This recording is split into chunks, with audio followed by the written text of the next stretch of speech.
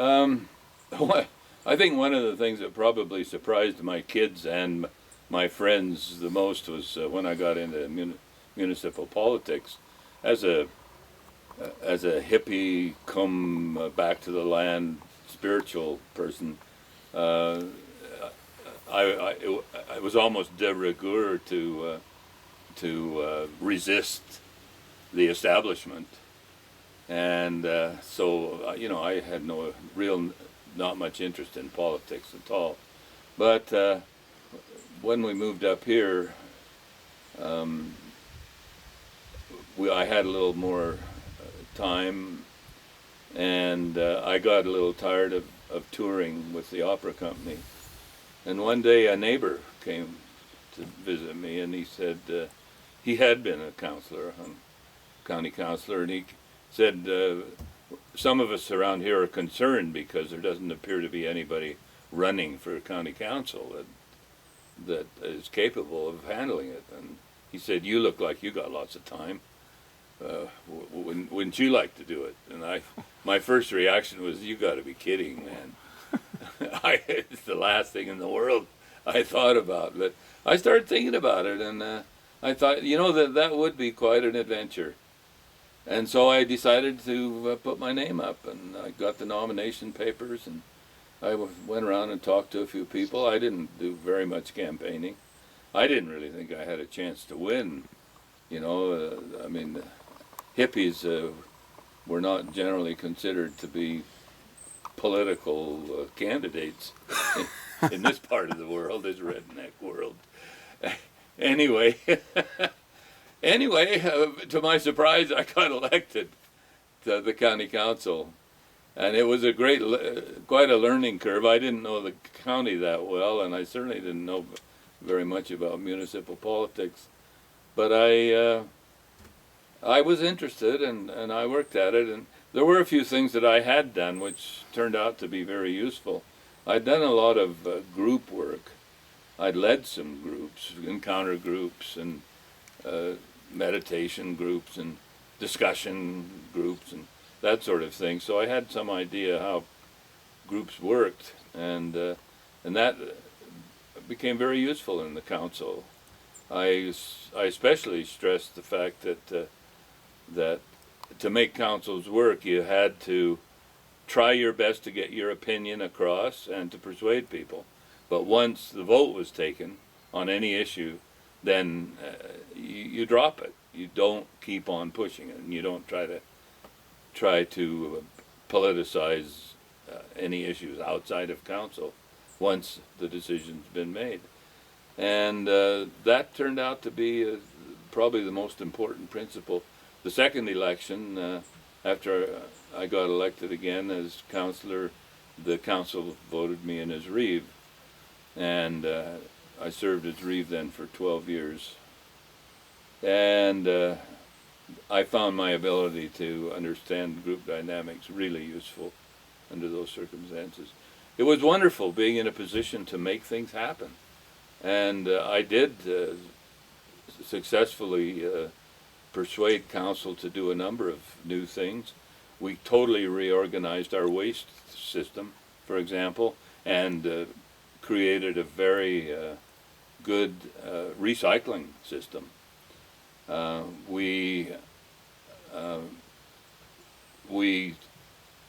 took over Peg Gardens, which was a local man had built up these gardens with collecting native plants around Alberta, unknown native plants. He had a connection with the botany department at the university, and he became an expert on many of these plants, and he had many of them growing on a quarter section west of us here. He died, and his family couldn't keep the property, couldn't keep the garden open, and they came and begged the county to do something about it. I happened to have visited it that very week and was really enthused about its possibilities, and I was able to persuade the council to take it on. And we have done a lot of work and built it up, and we've got a lot of grants from the Historical Society of Alberta, it's now something I'm extremely proud of. And it's continuing on even, it's still growing. Even though I'm still on the board, but I'm not on council. Uh, I was always concerned about the fact that we didn't have any facility in Onaway for seniors, and my wife was an occupational therapist, and I knew about all these couples who were having to separate because one or the other couldn't stay at home or needed more care, and they had to go to another town to. So I went to work. I had a good relationship with our MLA. I'd run against him once in a provincial election as a Liberal, which guaranteed I wasn't going to win. But he had respect for me. He used to say that the reason we worked so well together is, as a Liberal, I had lots of ideas about how to spend money. And as a Conservative, he had lots of ideas about how to get money to spend. And one of the things we worked together on and finally got happening is a $10 million residence for seniors in Onaway. And it's become a really beautiful addition to the community. Not only do seniors live there, but seniors use it, the ones who live in the community. And I got the architect to pay some attention to acoustics, and so the main meeting room has this high ceiling and wonderful acoustics. So it's become a concert hall, the only place with decent acoustics in Onaway. A number of things like that I worked to change and felt really good about it. One of the sort of the incidental rewards for that was this past year I was awarded the Queen's Diamond Jubilee Medal, and this is a picture on the front page of the local paper with me being presented with that medal. I'm being presented by one of the council members. The county council, the current county council, recommended me for the medal. So I was quite proud of that. So it's quite a long way for an anti-establishment hippie to come, but it was a great ride and a great adventure for me. Did they invite you to Buckingham Palace? Not yet. I'm still waiting for that. Hey, the mail truck is here. Yeah, right. Yeah, who knows? This could be the day.